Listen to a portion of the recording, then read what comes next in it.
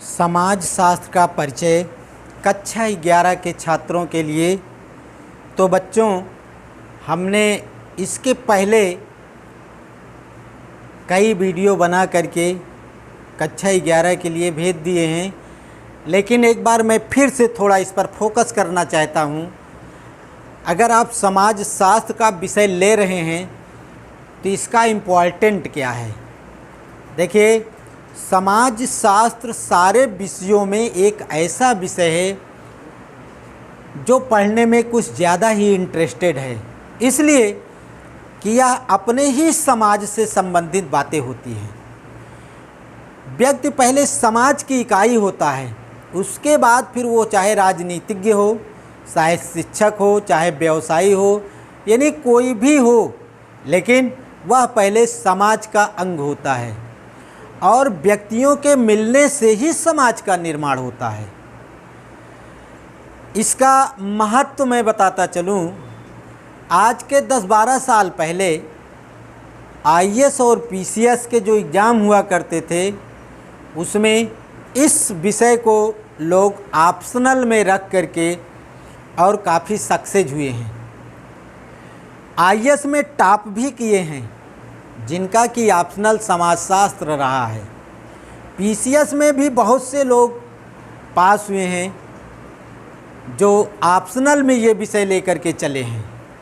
तो इस तरह से अगर देखा जाए, अपने आप में बड़ा महत्वपूर्ण विषय है। तो इसका थोड़ा बैकग्राउंड देख लीजिए। मैं उस लिहाज से आपको बताना चाहता हूँ समाज शास्त्र क्या है।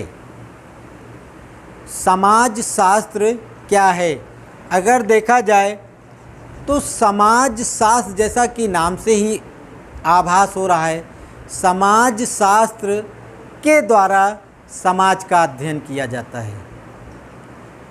और अगर देखा जाए तो कुछ सोशियोलॉजिस्ट इस तरह से हैं कि समाज शास्त्र क्या है, समाज क्या है, तो उस पर भी फोकस किए हैं। समाज क्या है? समाज सामाजिक संबंधों का जाल है, मैकाइवर एवं पेज ने कहा है। तो देखिए, समाज शास्त्र का जन्म कब हुआ, इसके जन्मदाता कौन हैं? तो देखिए, समाज शास्त्र के जनक, फादर ऑफ सोशियोलॉजी, ये समाज शास्त्र के जनक, ये इम्पॉर्टेंट पॉइंट हैं। समाज शास्त्र के जनक बहुत पूछता है, इसको कई बार पूछ चुका है। उस लिहाज से तो समाज शास्त्र का जनक कौन है? Auguste Comte. अगस्त काम्टे, ये अगस्त काम्टे कौन थे? तो अगस्त काम्टे मूलतः फ्रांस के निवासी थे। ये फ्रांस के निवासी थे, वहीं पर इनका जन्म हुआ था। इन्होंने कुछ पुस्तकें लिखना प्रारंभ किया,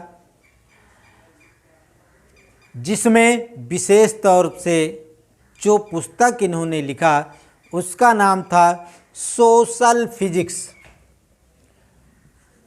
सोशल फिजिक्स यानी सामाजिक भौतिकी। सामाजिक भौतिकी, ये पुस्तक इन्होंने लिखा।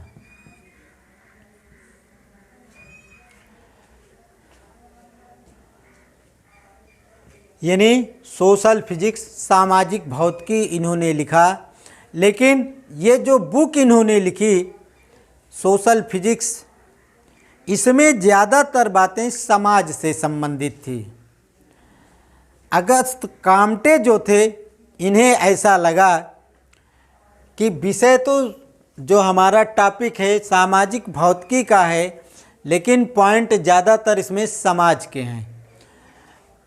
अगस्त काम्टे ने 1838 ईस्वी में इस सोशल फिजिक्स का नाम चेंज करके, ये जो सोशल फिजिक्स है इसको चेंज करके इन्होंने क्या रख दिया, सोशियोलॉजी।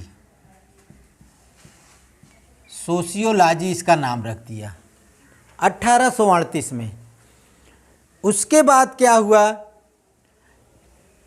समाज शास्त्र धीरे धीरे क्षेत्र इसका बढ़ता गया और एक विषय के रूप में यह अपना स्कोप बनाता हुआ सबसे पहले अमेरिका में इसका क्लास प्रारंभ हुआ। तो जो आपका यूएसए है, यूएसए यानी यूनाइटेड स्टेट ऑफ अमेरिका, यहाँ पर एक विश्वविद्यालय था जिसको येल यूनिवर्सिटी कहते हैं। येल यूनिवर्सिटी, यहाँ पर सबसे पहले इस विश्वविद्यालय में येल विश्वविद्यालय, येल विश्वविद्यालय, यहाँ पर सबसे पहले समाजशास्त्र की कक्षाएं चली। येल विश्वविद्यालय ये अमेरिका में है, यूनाइटेड स्टेट ऑफ अमेरिका। इसके बाद भारत के संदर्भ में देखा जाए तो भारत में यह सबसे पहले कहाँ, मुंबई यूनिवर्सिटी में, इंडिया में, भारत में ये सबसे पहले मुंबई यूनिवर्सिटी में एक विषय के रूप में ये सब्जेक्ट प्रारंभ हुआ। मुंबई यूनिवर्सिटी,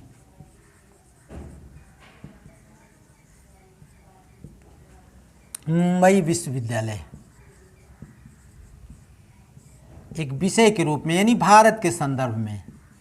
इसके बाद आता है उत्तर प्रदेश, यानी उत्तर प्रदेश में इसकी कक्षाएं कब से प्रारंभ हुई, ये 1921 में मुंबई विश्वविद्यालय में इसकी कक्षाएं प्रारंभ हुई थी और 1924 में, यानी यूपी में अगर देखा जाए तो सबसे पहले लखनऊ विश्वविद्यालय में,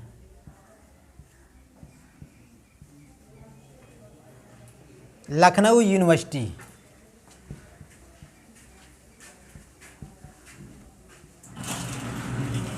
लखनऊ विश्वविद्यालय, इस विद्यालय में सबसे पहले समाजशास्त्र की कक्षाएं प्रारंभ हुई।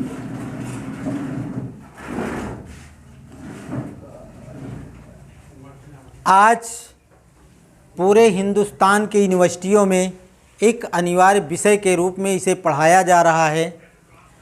इलाहाबाद विश्वविद्यालय में इसका कोई डिपार्टमेंट नहीं है, लेकिन एमए स्तर पर समाजशास्त्र की पढ़ाई चल रही है।